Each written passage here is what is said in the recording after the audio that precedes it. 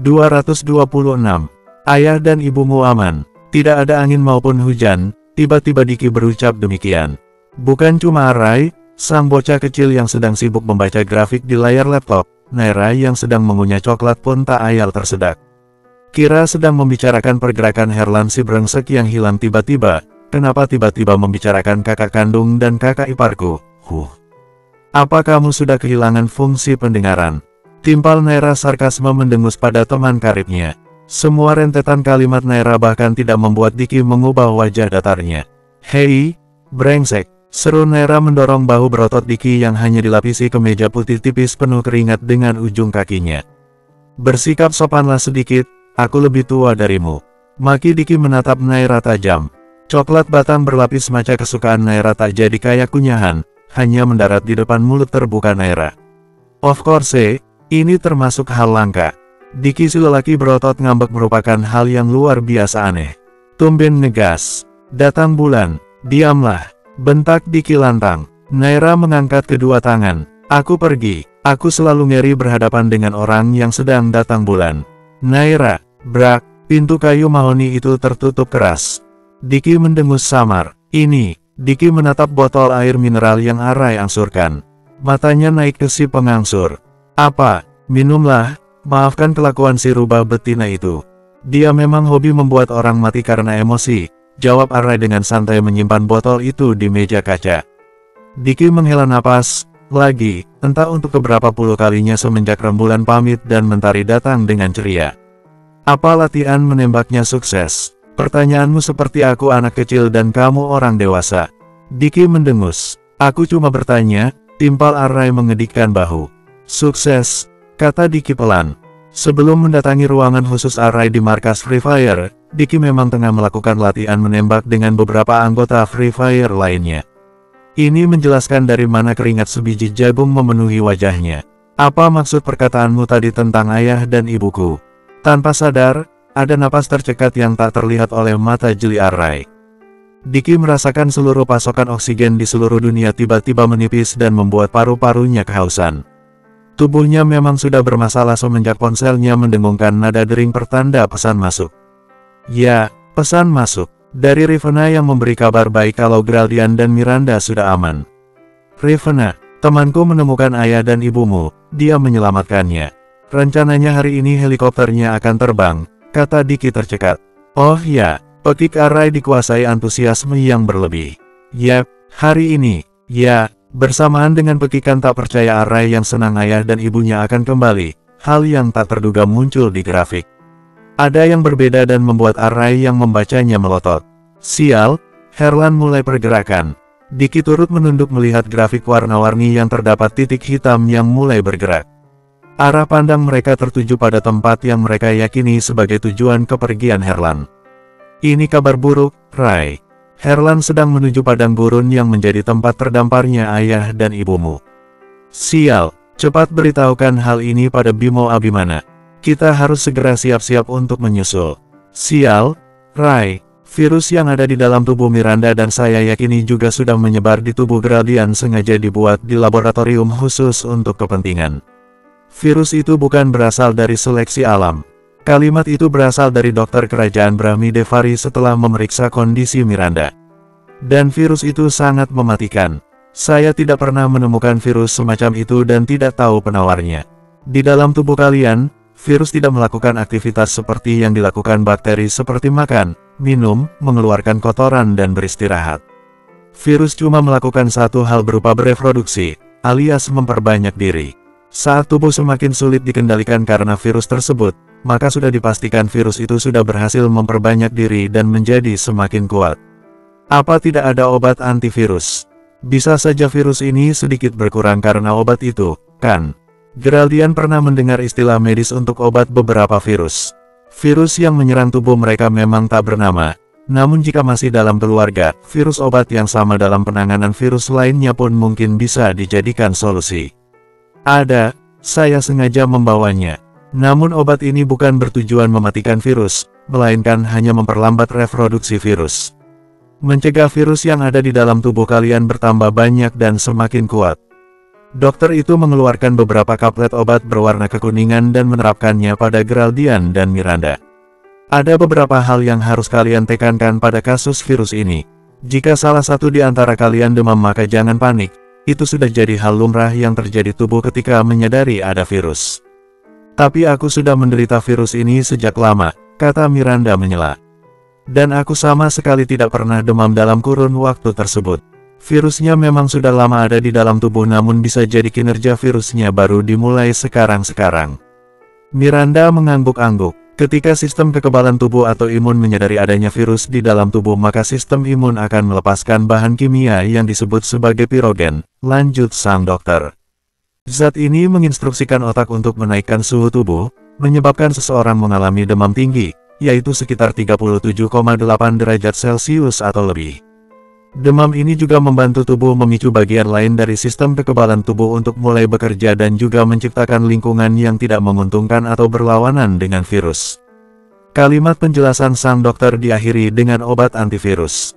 Ditenggaknya obat tersebut oleh Miranda dengan bantuan segelas air, hal yang sama juga dilakukan oleh Geraldian. Nah, karena pemeriksaan sudah selesai dan obat sudah diberikan, ayo ikuti aku. Tuan Devari sudah berbaik hati memberi kalian helikopter untuk pulang. Rivena membuka pintu lebar dan menunjukkan koleksi helikopter berbagai ukuran milik mafia berbahaya ini. Miranda mencengkram kuat lengan baju Geraldian. Dia amat antusias membayangkan kata pulang. Ya, semesta mengizinkan mereka berdua pulang meski dengan kondisi tubuh yang tidak utuh. Kita akan pulang, Geral, bisik Miranda tercekat. Ya, kita akan pulang. Janji Geraldian mengecup punggung tangan Miranda dengan hikmat. Kamu bisa memilih helikopter mana yang mau kamu bawa, Geral, kata Rivena tersenyum. Tuanmu baik sekali, uji Miranda tulus. Ya, dia memang baik. Ulang Rivena meringis. Ingatannya dengan lancang malah kembali ke 15 menit yang lalu, saat dirinya dan Devari menawar-nawar perjanjian. Satu helikopter yang diberikan dihargai tubuhnya yang berharga. Tapi ini sudah biasa bagi Rivena.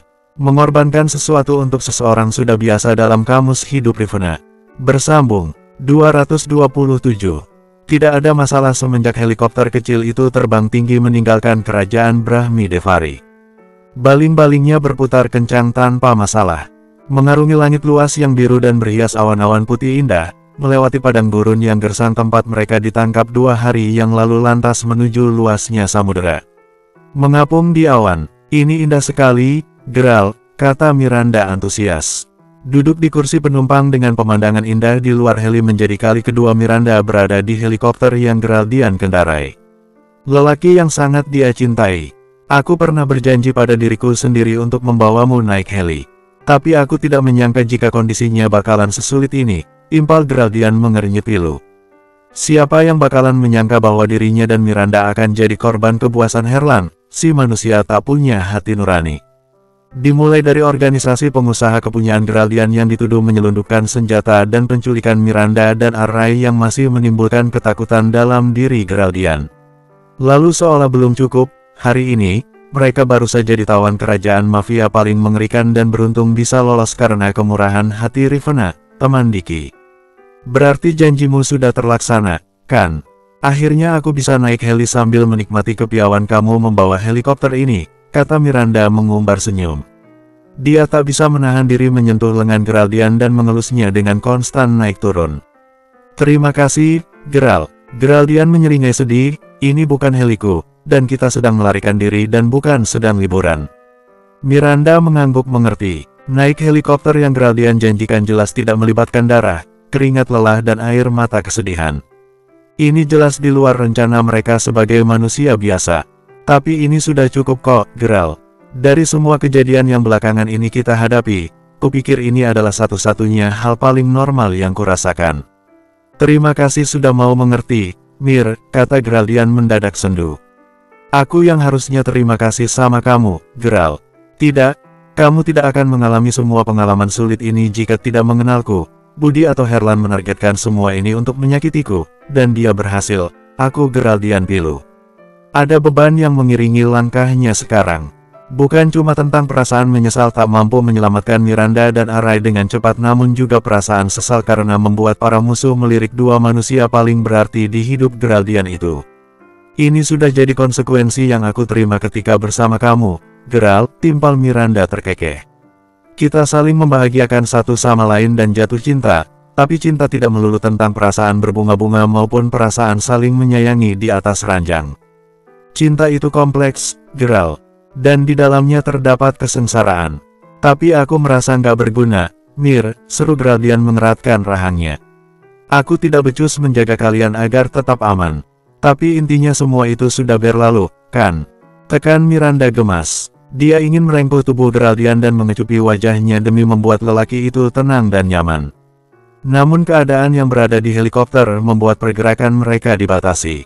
Tenang Geralt, semuanya sudah berlalu. Kita aman sekarang. Selamat datang di dunia terjal. Begitu kira-kira ucapan selamat dari semesta ketika titik kecil yang semula Geraldian pikir cuma burung kecil mulai jelas.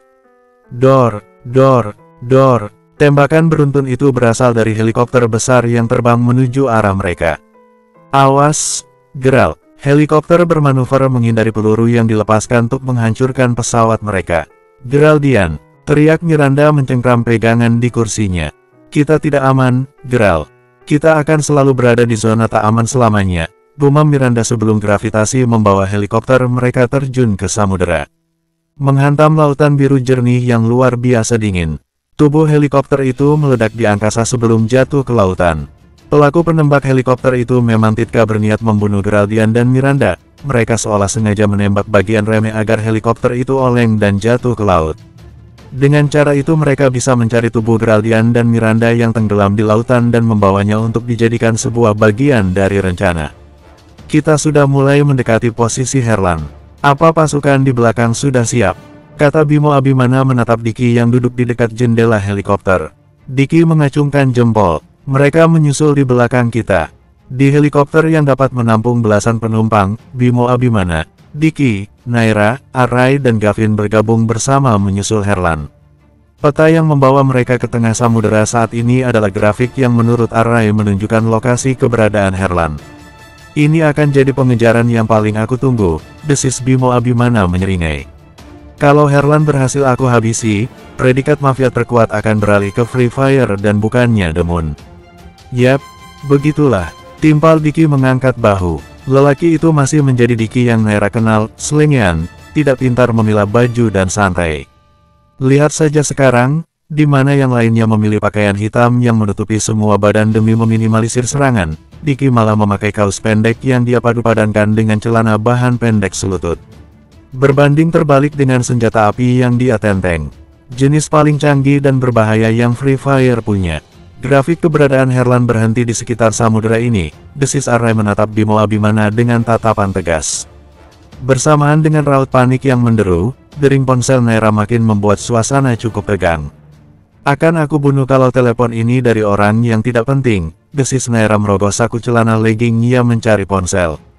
Matanya menyorot sebaris nomor di layar. Itu nomor anggota Free Fire. Ya halo, Naira mendengarkan apa yang disampaikan orang di seberang. Oke, perempuan itu matikan semabungan dan menatap Arai dan Bimo Abimana dengan tatapan intens.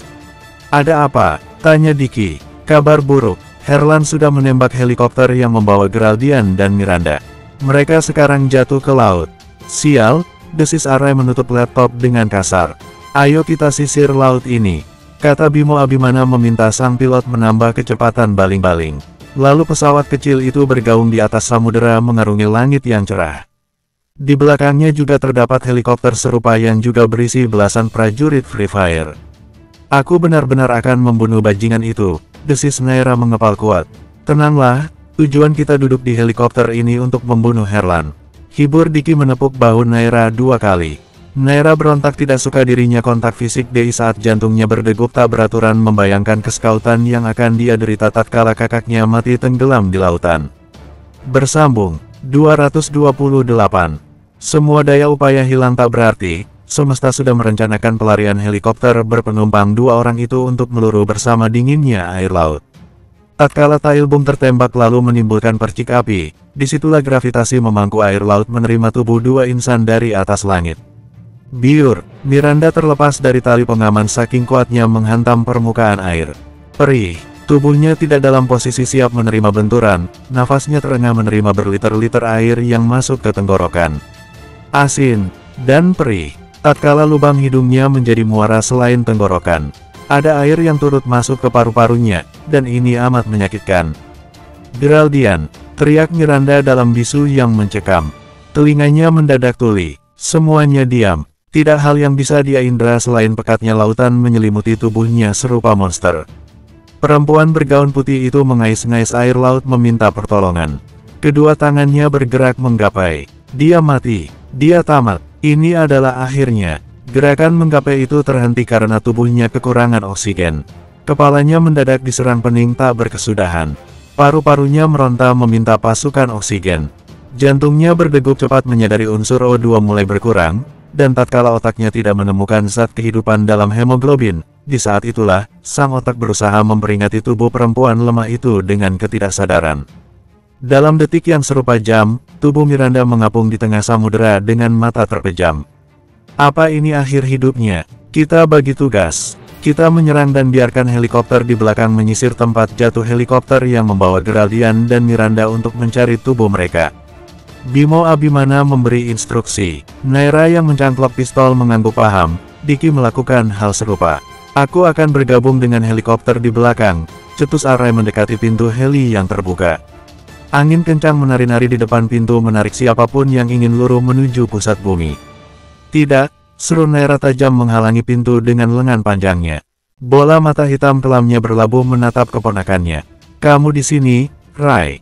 Jangan membuat kami susah dengan tambahan satu manusia yang harus diselamatkan. Dan apa kamu pikir di sini aku membantu? Aku cuma ingin menolong ibuku. Desis Arai memegang lengan Naira hendak menyingkirkannya dari jalannya. Di belakang helikopter mereka yang diam tak bergerak menunggu instruksi. Memang sudah ada helikopter kedua yang Bimo Abimana tugaskan menyisir samudera. Rai, Diki memegang bahu bocah kecil itu dan menariknya paksa. Tanpa diduga kekuatan Arai mampu membuat Diki tersentak. Aku akan ke helikopter di belakang, dan itu mutlak. Bentak Arai menunjuk dada Diki terang-terangan. Hei bocah, mau dengar cerita menyeramkan tentang anak kecil yang mati mengenaskan karena tidak sabar pengen makan permen? Tanya Bimo Abimana mengurai perseteruan antara Arai dengan Diki dan Naira. Persetan dengan ceritamu, maki Arai mendesis tajam. Track record Arai sebagai anggota Free Fire, satu-satunya yang berani mengumpati Bimo Abimana, si pemimpin terkuat. Namun Bimo Abimana jelas punya otak jernih yang dia pakai sekarang. Emosi lelaki berambut panjang itu cukup terkendali. Dia paham bagaimana rasanya menjadi bocah yang dijauhkan dari ibunya. Terlepas dari barbarnya sifat Arai dan begitu dewasa sifatnya, bocah itu tetap anak seorang ibu. Terutama karena usianya baru menginjak 7 tahun lebih membuat ikatan emosinya dengan sang ibu belum terlalu surut. Hei, jaga ucapanmu bocah. Desis Diki merangsek maju, hendak mengangkat kerah baju Arai dan melemparnya di ketinggian 3000 mdpl.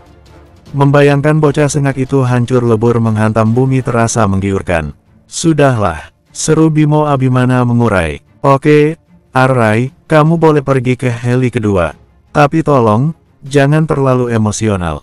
Kita di sini untuk menyelamatkan kedua orang tuamu, jadi jangan terlalu tidak sabaran. Prioritas kita adalah keselamatan kedua orang tuamu, persetan dengan nyawa Herlan.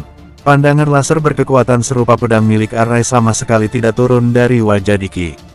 Bocah kecil itu sedang menantang lelaki dewasa yang tubuhnya 5 kali lipat dari bobot tubuhnya. Menghela napas, Naira masuk lebih dalam dan merangkum dada keponakannya. Kamu lihat sendiri Rai, heli ini jadi kekurangan bahan bakar hanya karena bocah temperamen sepertimu. Nah, sudah clear-kan? Ayo Rai, jangan buang-buang waktu. Seru Gavin melambai dari pintu heli. Helikopter Herlan sudah kelihatan. Sebelum pergi menuju helikopter kedua, Arai sematkan terlebih dahulu tatapan tajamnya pada Diki. Diki mengangkat bahu tak mengerti tatkala tubuh kecil Arai hilang di heli kedua. Wai, apa salahku? Tanya Diki berdeci. Sudahlah, dia masih bocah, emosinya ibarat marshmallow, kenyal-kenyal manis enak dijilat. Berhenti bercanda, guys. Di depan kita ada musuh yang menunggu peluru kita datang. Siap, Bes. Oke, bos. Ada gunanya juga anak di bawah umur itu pergi ke heli kedua. Timpal Diki menyulut rokok dan menjepitnya di antara kedua bibir. Aku jadi bebas melakukan apapun. Oh ayolah, keponakanku sudah tahu segalanya bahkan ketika kamu menyembunyikannya sekalipun. Timpal Naira tak senang keponakannya dihina sepolos itu. Oh ya, dia juga yang menggunakan whiskeymu untuk mencuci sepatunya, ungkap Naira santai. Oh ya, jadi dia orangnya. Yap, sial, padahal aku sudah menyembunyikannya di tempat rahasia, desis Diki mengacak-ngacak rambutnya. Sementara Arai beserta rekan-rekannya tengah mengatur siasat, Herlan turun langsung ke lapangan. Sulit dipercaya, manusia licik dengan pemikiran egois itu benar-benar menunjukkan mukanya di kaca heli ketika rentetan peluru menghujam helikopter Free Fire. Hujan peluru ada di mana-mana. Free Fire bukan datang hanya bermodalkan keberanian, di dalam helikopter yang mereka bawa tersimpan persediaan peluru yang cukup untuk membunuh puluhan manusia. Mereka menurunkan banyak penyelam handal, kata Naira menyipit ke bawah. Helikopter Demun diam di langit karena tengah memberi izin lusinan manusia berpakaian ketat menyelam di kelamnya samudera. Seperti dugaan mereka, setelah lusinan perenang handal itu mencebur dalam lautan, helikopter yang membawa sang pemimpin itu lantas lari terbirit-birit menghindari kejaran. Dan disinilah keseruan itu dimulai. Sebuah petualangan saling mengejar. Astaga, ini menegangkan sekaligus seru sekali. Teriak Naira melonjak girang. Kedua orang yang berharga di hidupmu sedang dipertaruhkan, stupid. Apa kamu masih bisa bersorak begini? Desis Diki menyenggol bahu Naira. Ekspresi kejam langsung tercetak di wajah perempuan itu tatkala menyahuti komentar Diki. Sorak begini aku sedang memikirkan banyak rencana. Termasuk cara paling menyakitkan mengakhiri hidup si bajingan Herlan. Oh isi, kita lihat seberapa jenius rencana itu. Cemooh Diki terkekeh. Jangan menantangku, serang Naira. Shut up, kalian membuat pertempuran ini seperti lelucon lawakan. Ups sorry, no. Bersambung, 229. Para penyelam kiriman Demun datang lebih awal. Mereka punya waktu yang lebih panjang dibanding penyelam Free Fire. Dalam jangka waktu tak terhitung, tubuh tak berdaya diangkatnya ke atas helikopter. Tubuh Miranda, yang pucat lunglai dengan seluruh tubuh menyedihkan dan basah. Mereka sudah menemukan tubuh ibuku. Turunkan para penyelam dan instruksikan mereka untuk mencari ayahku, perintah Arai pada Gavin yang memang bertugas mengatur helikopter kedua. Oak, my little boss. Angguk Gavin. Arai tetap diam di depan pintu heli yang terbuka saat Gavin memberi instruksi. Selepas instruksi itu diberikan, sebanyak 5 buah penyelam diturunkan demi misi yang mulia. Suara baling-baling helikopter pecah di udara, menunggu para penyelam yang menuruni tali menjuntai sampai di lautan. Meluru bersama air yang melimpah dan mencari tubuh Geraldian. Dengan mereka yang siap mengejar Tuk mencuri tubuh Miranda. Nah, sekarang kita akan bermain kejar-kejaran, ungkap Gavin mencoba mencairkan suasana. Beberapa pekan bersama Free Fire terlebih Naira dan Diki membuat otak serius Gavin mencair jadi serpihan kecil yang terbang di hempas angin kecil. Dia mulai terbiasa dengan lelucon di kala tegang dan Mulia terbiasa pula memproduksi lelucon yang serupa. Diamlah. Aku tidak sedang ingin bercanda, timpal Arai dingin. Matanya menyipit tajam helikopter yang berputar-putar di depan. Mereka sudah mengantongi tubuh ibunya. Dan itu adalah kesalahan fatal karena sekarang Arai ingin sekali menghancurkan helikopter itu menjadi butiran debu tak berarti. Ya, dia benar-benar bernafsu membuat orang yang berkontribusi membuat ayah dan ibunya kesusahan menjadi butiran debu menyedihkan. Ketika tubuh heli oleng dan jatuh dengan kecepatan tinggi meluncur ke bawah, satu hal yang Geraldian pikirkan cuma satu, memastikan perempuan yang ada di sampingnya bisa selamat. Ini bunuh diri memang, tapi cinta memang seperti yang Maharani Gandhi katakan. Their real love, their real life. Geraldian menemukan hidupnya pada sosok bermata hazel hangat ini. Orang yang lebih ia prioritaskan untuk hidup dan melupakan eksistensinya sebagai individu. Detik menegangkan sebelum badan pesawat jatuh, Geraldian memaksa dirinya merengkuh Miranda dan melepas semua tali pengaman. Lalu gravitasi merengkuh keduanya dan sebelum dihantam air kebiru-biruan yang pekat dan dingin, Geraldian melihat bagaimana Miranda keluar dari badan pesawat dan terombang-ambing di lautan. Ayo, sayang, kamu pasti bisa berenang jauh sampai ke daratan. Love is not what you say. Love is what you do. Apa yang Geraldian pikir bisa menyelamatkan Miranda sudah ada di depan mata. Tidak apa-apa meski dirinya tertimbun kekurangan oksigen di antara jepitan badan helikopter. Tidak apa-apa misalkan dirinya mesti mati mengenaskan dengan organ tubuh tak lengkap karena jadi santapan organisme laut. Dia rela, dia pasrah, asal Miranda masih bernapas. Asal Miranda masih punya persentase hidup yang lebih tinggi dibanding dirinya. Love is like the wind. You can't see it, but you can feel it. Cinta serupa angin, Geraldian tidak bisa melihatnya namun dapat merasakannya. Cintailah yang memaksanya jadi orang menyedihkan seperti ini. Meronta-ronta di kedalaman lautan melepaskan semua ikatan pengaman di tubuhnya. Susah, dia kesulitan membuka ikatan di saat paru-parunya meledak karena ingin oksigen. Ayo, Geraldian, kamu harus hidup. Susah, kedua tangannya mulai lemas. Klik, berhasil terbuka. Geraldian segera menghantamkan tubuhnya ke pintu helikopter. Desakan air yang terus masuk membuatnya kesulitan. Pintu kursi penumpang terbuka, Geraldian memutuskan keluar dari sana. Lelaki itu berenang keluar dan berusaha menyipit mencari keberadaan Miranda. Tidak ada dimanapun. Geraldian memaksa diri menyelam lebih jauh, dia tidak mengindahkan kepalanya yang bergetar-getar memberi instruksi tubuhnya untuk mencari oksigen. Geraldian butuh oksigen, tapi dia ingin terus berenang. Pantang baginya naik sebelum mendapatkan apa yang ia inginkan setengah mati di dunia ini. Dia tidak bisa bernapas lega sebelum memastikan Miranda juga sedang bernapas. Namun gedoran kesadaran yang mulai melambai pergi tak ayal membuat lelaki itu berenang naik dan menarik oksigen dengan kuat dan cepat. Mulutnya mengap-mengap serupa ikan koi di kolam hias. Dengung helikopter di atas memaksanya mendongak. Dan dia tidak tahu mesti bagaimana tatkala tubuh Miranda sedang dinaikkan. Sialnya, salah satu dari mereka menyadari keberadaan Geraldian dan segera mengeluarkan senjatanya. Sial, pertempuran sengit terjadi pada dua blok. Melibatkan 4 helikopter yang mengambang di langit mengandalkan putaran baling-baling. Ada banyak peluru datang DNA pergi. Menghantam tail boom, main rotor sampai mesin heli dan mengakibatkan ledakan besar. Tubuh Miranda yang digendong seseorang naik ke heli terjatuh ke bawah lagi karena helikopter di atasnya meledak. Percikan api langsung menyaru bersama birunya lautan. Bunyi massa jatuh menghantam lautan memaksa mereka menambah kecepatan. Sial! Di mana para penyelam kita? Teriak Arrai kalut. Dia panik membayangkan tubuh ringkih ibunya harus kembali ke lautan dengan resiko tertimbun puing-puing helikopter yang terbakar. Keep it cool, my little boss. Mereka sudah mendeteksi ledakan dan menunggu di bawah. Arrai mengangguk. Penyelamat yang amat dramatis terjadi ketika salah atau penyelam memberi tanda. Helikopter Arrai langsung turun untuk melihat. Dan rasanya ribuan ton beton yang membebani Arrai lurus seketika tatkala matanya menangkap wajah pucat ibunya berada di pelukan penyelam itu.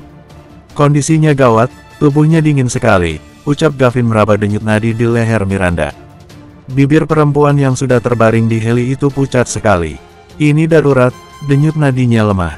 Kita harus segera membawanya ke rumah sakit. Ada banyak air di paru-parunya, timpal prajurit Free Fire lainnya setelah menekan-nekan dada Miranda dan membuat perempuan itu muntah-muntah. Jika kita tidak segera membawanya ke rumah sakit untuk mendapatkan perawatan, nyawanya bisa dalam bahaya. Benarkah? Kalau begitu, kita ke rumah sakit sekarang.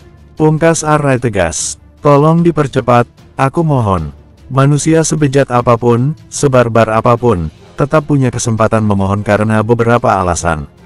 Dan Gavin tidak menyangka, bos kecilnya yang sungguh tegas dan tukang memerintah bisa merendahkan egonya di depan pilot helikopter hanya karena seruang ibu. Bagaimana ayahmu? Tanya Gavin hati-hati. Geraldian masih belum ditemukan. Aku akan meminta Naira mencarinya nanti. Aku yakin dia selamat, kata Arrai tanpa mengalihkan tatapan khawatirnya dari muka pucat Miranda. Seolah jika dirinya tidak menatap wajah ibunya, ibunya akan berhenti bernapas. Ma, bertahanlah, aku tidak akan membiarkanmu mati. Tolong dipercepat, tenanglah, Rai. Terburu-buru malah membuat segalanya tak baik, kata Gavin menghibur. Rumah sakit terdekat, jangan rumah sakit markas Free Fire, itu terlalu jauh. Arrai memberi saran lagi. Oke, timpal sang pilot. Bersambung, 230. Helikopter yang membawa Herlan terkena tembakan di bagian tail rotor. Tail rotor adalah bagian helikopter paling ujung serupa ekor yang berfungsi menangkal atau menghilangkan tenaga putar yang bisa menyebabkan badan helikopter berputar. Tanpa rotor helikopter bisa berputar tak tentu arah mengikuti pola gerakan baling-baling. Dan hal itulah yang Naira lihat pada helikopter musuh di depannya. Mereka akan melarikan diri. kata Diki mendengus. Ya, mereka jelas tidak menunjuk pilot sembarangan. Mereka sudah memperhitungkan helikopter yang bisa oleng karena tembakan. Timpal Bimo Abimana di depan pintu heli. Rambut panjangnya yang tadi ikat beterbangan serupa iklan sampo, tapi dia jelas tidak peduli. Heli rusak itu bisa mendarat dengan mulus. Ini lucu memang, melihat bagaimana belasan orang keluar dari pintu heli. Naira seperti tengah melihat semut di atas permen yang dia tiup dengan tekanan maksimal. Semut itu langsung menjauh dari permen. Siapkan senjata kalian, kita akan memburu di daratan. Teriak Bimo Abimana mengisi peluru. Naira sudah mengisi semua kantong di bajunya dengan banyak senjata. Dia hendak keluar duluan sebelum sebuah tangan lebar tiba-tiba menahan perutnya. "Wai!" teriak Naira tepat di depan muka Diki. "Berhati-hatilah." Lirih Diki menatap Naira dengan pandangan khawatir. "Pakai otakmu, jangan emosimu." Lantas tangannya naik mengacak-acak rambut lurus bergelombang Naira. "Jangan acak-acak rambutku, sialan!" bentak Naira mendengus. "Jangan pulang membawa luka. Aku tidak sudi menolongmu lagi." Teriak Diki lagi. Naira berhasil melompat dari atas heli. Dia berbalik menatap pintu heli pada Diki dan Bimo Abimana yang menunggu antrian melompat. "Whatever," timpal Naira sinis. "Urus saja keselamatanmu, jangan mengurus keselamatan orang lain." Di waktu yang sama di wilayah lain, ledakan demi ledakan terdengar saling bersahut-sahutan. Geraldian berenang sekuat tenaga ke tepi. Laut biru pekat yang menyelimuti tubuhnya membuat dirinya sesak nafas. Geraldian mulai menggeletuk kedinginan. Gerakannya dibatasi oleh rasa sesak paru-parunya yang memberontak. "Kejar dia!" Sisa dari prajurit masih mengejarnya. Inilah yang menjadi alasan Geraldian memacu seluruh tenaganya untuk melarikan diri. Dia harus selamat. Dia harus memastikan tubuh Miranda yang dibawa helikopter selamat. Bunyi kecipak air laut ada di mana-mana. Gemuruh angin laut yang panas menerpa wajahnya. Ini akan indah semisal dirinya berenang di lautan lepas tanpa beban apapun menggelantung di pundaknya. Tapi ini lain. Hari ini sangat lain. Dia dikejar, dan mengejar. Lalu deru jet ski tiba-tiba mendekat dan membuat gerakan berenang Geraldian semakin membabi buta. "Halo, Tuan, saya berada di pihakmu." Teriakan itu membuat Geraldian berhenti bergerak. Dirinya biarkan tubuhnya mengambang dengan sebuah jet ski berada di depannya. "Apa katamu? Aku anggota Free Fire. Kami ditugaskan untuk menyelamatkan Anda." Geraldian bernapas memburu. Mulutnya terbuka untuk membantu hidungnya menghirup oksigen. "Benarkah?" "Ya, saya mengenal Arai." Geraldian menatap lelaki berpakaian renang itu dengan menyelidik. "Ayo Tuan, ini akan lama sekali. Para perenang Demun sedang menyisir pantai mencari Anda. Lagi pula Nyonya Miranda sudah selamat." "Apa katamu? Miranda selamat?" tanya Geraldian tak percaya. "Ya, beliau selamat, jadi ayo ikut denganku." Tanpa pikir panjang Geraldian naik ke jet ski tersebut dan menginstruksikan orang yang membawanya mengendarai jet ski dengan cepat. "Baik, Tuan." Hutan pinus. Lokasi terdekat pendaratan helikopter Herlan adalah hutan pinus. Naira mengacungkan pistolnya di depan muka, berjalan mengendap melewati batang pinus yang bergerak. Habitat pinus yang berada di cuaca dingin langsung terasa ketika langkah Naira sudah semakin jauh memasuki hutan lembab ini. "Sial, aku benci dingin," gumam Naira membersit hidungnya yang mendadak berair. Dia memang alergi dingin, dan ini jelas mengacaukan atensinya yang fokus mendeteksi setiap pergerakan. Di heli tadi, Bimo Abimana sengaja menyebar semua pasukannya ke setiap sisi. Misi mereka adalah melumpuhkan musuh. Jangan ada yang tertinggal, meskipun itu cuma prajurit rendahan. Perintah Bimo Abimana ini tentu saja berlandaskan pada kualifikasi setiap pasukannya. Bimo Abimana tahu bahwa yang dia tunjuk masuk ke helikopternya bukan orang-orang biasa. Naira menguasai banyak bela diri dan tidak pernah meleset memuntahkan peluru. Diki yang pintar menghindari serangan langsung dan beberapa prajurit lainnya yang memiliki kelebihan di bidangnya masing-masing. Dan sekarang Naira tidak tahu dirinya ada di mana. Dia cuma memasang semua indera yang Tuhan berikan dengan kode waspada. Bisa saja prajurit Herlan bersembunyi di balik batang pohon dan tiba-tiba membunuhnya dalam sekali tebasan. Slurk, bunyi ranting diinjak. Naira mengeratkan pegangan pada senjata revolvernya. Kaki berbalut bootnya berderap maju. Pelan, langkah demi langkah. Apa yang dituju Naira adalah batang pinus yang berukuran cukup besar. Batang tersebut memang mampu menyembunyikan satu tubuh. Satu langkah, dua langkah, Naira menyentuhkan jemarinya pada pelatuk.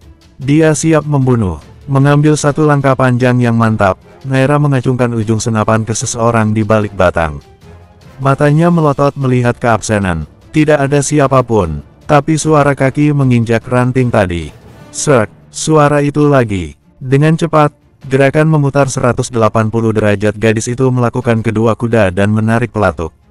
Dor, ada dua tembakan. Yang atau berasal dari senapan Naira dan yang atau berasal dari senapan lelaki yang kini jatuh ke daun-daun kering dengan darah mengucur segar dari dadanya. Tepat di jantung, Naira melotot syok, matanya turun ke perutnya. Tepat sebuah peluru baru saja berusaha menembusnya. Dalam napas terjeda karena syok, dia dilempar pada ingatan beberapa jam yang lalu di markas Free Fire. Kamu tidak boleh berangkat sebelum memakai rompi anti peluru. Aku tidak pernah memakai benda itu. Tidak, terima kasih, kata Naira santai. Melempar rompi yang disodorkan Diki kepadanya. Ini perintah Bimo Abimana, mutlak. Naira berhenti mengikat celananya dengan gesper, langkahnya mantap menuju Diki, menatap tajam lelaki itu dan mengaitkan tatapan tajam. Bimo Abimana sangat tahu diriku, dia tahu aku bisa mengalahkan musuh tanpa membawa peluru di tubuh, makanya tidak pernah memaksaku memakai rompi itu. Jadi, sebelum membawa-bawa nama orang lain, lihat dulu karakter setiap orang yang kamu jadikan kambing hitam. Kalau begitu ini kataku, kamu tidak kuizinkan pergi sebelum pakai ini. Tidak, harus. Siapa kamu? Aku sahabatmu. Dan apakah aku peduli? Aku akan bilang pada Bimo Abimana lukamu belum mengering, kata Diki tegas. Menunjuk luka peluru di tubuh Naira yang memang belum mengerikan. Maka bilanglah. Kata Naira tersenyum meremehkan. Detik setelahnya dia tidak sadar sedang ditarik Diki dan dipaksa memakai rompi. Seberapa keras usaha Naira berontak pun, kekuatan lelaki memang bukan tandingannya. Nah, sudah kan, tidak ada waktu untuk protes, desis Diki pergi meninggalkan Naira yang sudah berbalut rompi. Sialan, bersambung.